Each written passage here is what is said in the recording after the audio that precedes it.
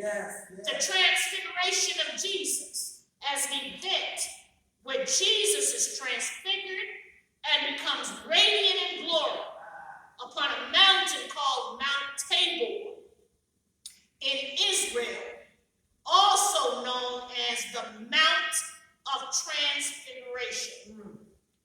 Mount Tabor has long been a place of Christian pilgrimage, and this transfiguration is noted as one of the many miracles of Jesus the Christ.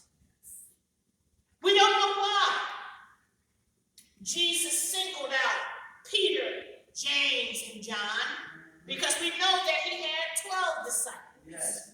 But there was a reason that many estimate or determine or speculate as to why Jesus selected Peter, James, and John for this special revelation of his glory and his purity. Because we know that back in the Old Testament, God said you could not behold the face of God. Because anyone who beholds the face of God would not live. You would not be able to remain alive if you beheld the face of God. But in terms of Peter, James, and John, many speculate that perhaps they were selected because they were the ones most ready in terms of spiritual maturity to understand and accept the great truth. How many of you realize that you have read the Bible all of these years and you have walked with Christ all of these years, but as you grow in Christ, as you mature in Christ, as you become more seasoned in Christ, you see things differently, and Christ is able to reveal things to you that he could not reveal to you before. These three disciples, Peter, James, and John, according to Luke 6, were the inner circle of the 12 disciples. You see, they were among the first to hear Jesus' call. How many of you know that there's something about being the first? The firstborn, the firstborn, the first in line, the first to be in a certain position. There's something about being the first.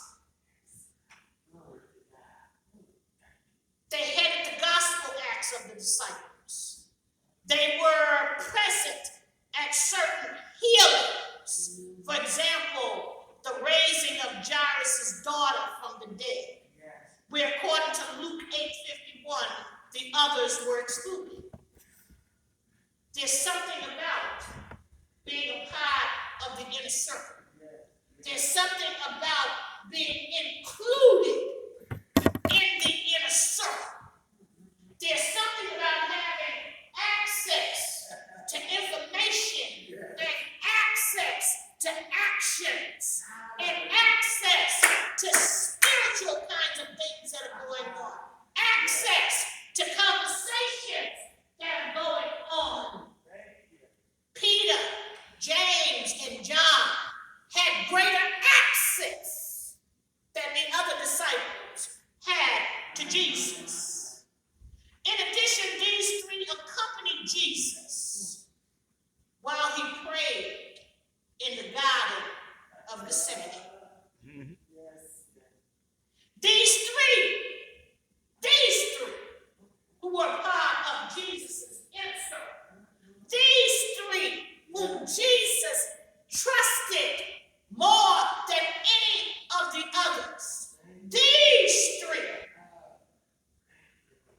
witnessed Jesus' greatest moments of glory and his darkest trials. How many of you know? You can't trust everybody with your greatest moments. You can't share your greatest moments with everybody because everybody's not happy for you.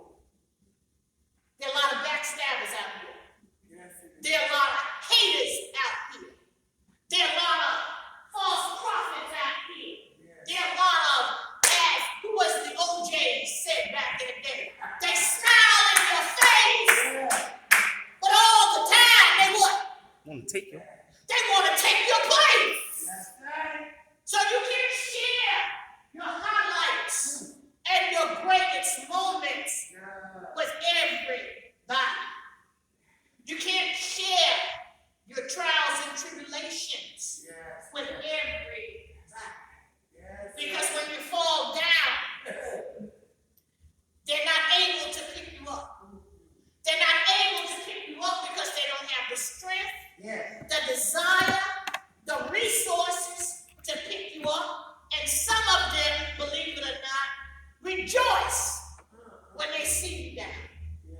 But Jesus could share his highlights and his greatest moments, his darkest trials, and his darkest tribulations with Peter, James, and John. Matthew 26 tells us he could do these things because they were his closest friends.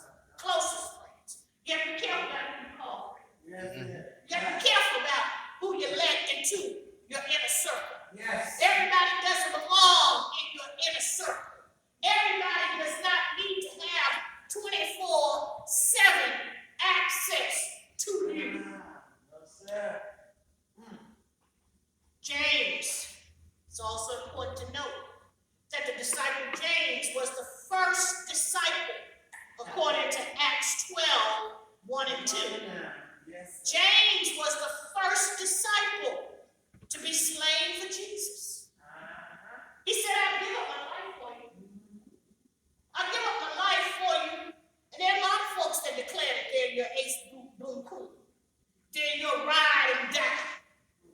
But when the pedal hits the metal and you turn around, they're nowhere to be found. But James was not like that. James was the first disciple to die for Jesus. James and John, these two disciples, James and John, they were nicknamed as sons of thunder. They were nicknamed sons of thunder because of their boldness in declaring the gospel, according to Mark 3:17. Declaring the gospel of Jesus Christ.